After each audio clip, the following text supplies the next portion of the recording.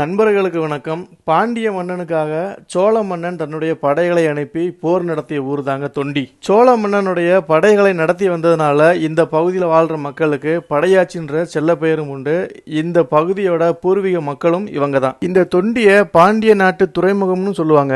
ராமநாதபுரம் மாவட்டம் எல்லைக்குட்பட்ட இந்த தொண்டி நிறைய இஸ்லாமிய மக்களை கொண்டதுங்க. இந்த இஸ்லாமிய மக்கள் படையாச்சி நான் சொன்னேன் இல்லையா, சோழ நாட்டோட படையை வழிநடத்தி வந்தவங்கன்ட்டு, அதில் பாதி இஸ்லாமிய மதத்தை தழுவினவங்க.